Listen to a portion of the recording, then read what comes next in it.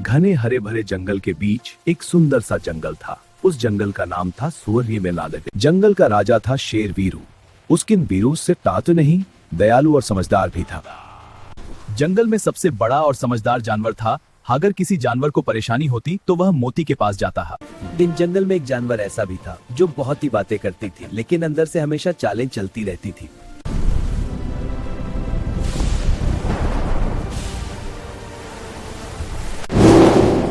चू बचाओ, नदी टूट रही है। सब जानवर ध्यान दे। राजा वीरू, अगर हम सब मिलकर काम करें तो सब सुरक्षित रहेंगे। अगर इस अफरा तफरी में मैं राजा बन जाऊं तो शेर क्या कर रहा है, वह कुछ नहीं जानता। अगर मेरी बात मानोगे तो मैं तुम्हें सुरक्षित जगह ले जाऊंगी। चंचल, अभी चालबाजी का समय नहीं है। जंगल खतरे में है। और मोती की बात मानेगा वही सुरक्षित रहेगा। मिलकर काम करने की शुरुआत। हाथी नदी की दिशा मोड़ेंगे, हिरन बच्चों को ऊंची जगह ले जाएंगे, बंदर रस्सियां बनाएंगे। उधर मत जाओ।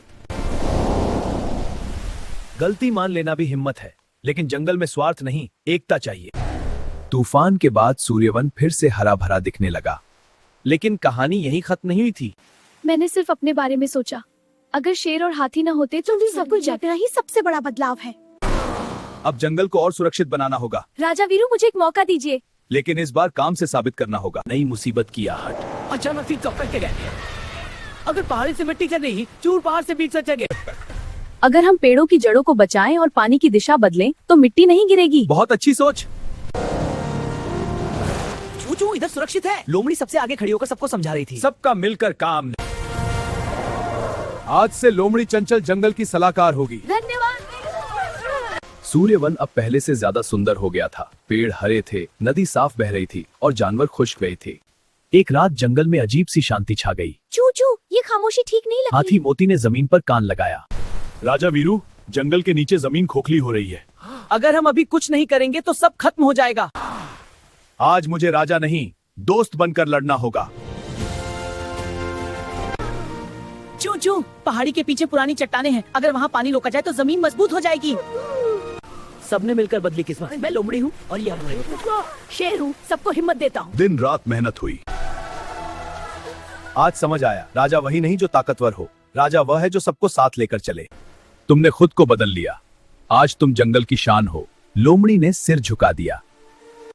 हम तीनों अलग अलग हैं, लेकिन साथ मिलकर ही मजबूत हैं। चू यही है असली दोस्ती।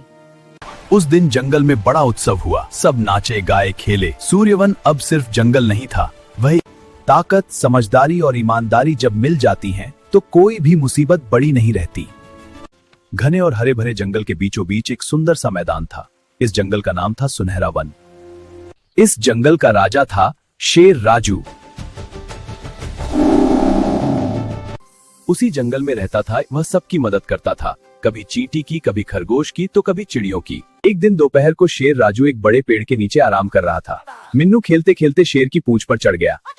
एक दिन दोपहर को शेर राजू एक बड़े पेड़ के नीचे आराम कर रहा था। गर्र, ये कौन है? महाराज, मुझे माफ कर दीजिए, गलती से हो गया। एक दिन मैं आपकी मदद करेगा, भाग जाए यहाँ से।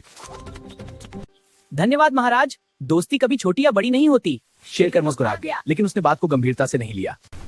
कुछ दिन बाद एक दिन जंगल में शिकारी आ गए। चू शेर फंस गया, किसी को बुलाओ। मिन्नू ने यह आवाज सुन ली। जाल बहुत मजबूत था और रस्सियां मोटी मोटी थीं। आज तो लगता है मेरी ताकत भी कम पड़ गई। चू अगर मिन्नू यहाँ होता तो कुछ कर सकता था। हाँ, वह छोटा जरूर है और मैं कोई जगह बात नहीं। अरे मिन्नू, तुम यहाँ भाग जाओ बेटा, ये जगह खतरनाक है। महाराज, आपने मुझे छोड़ा था, आज मेरी बारी है।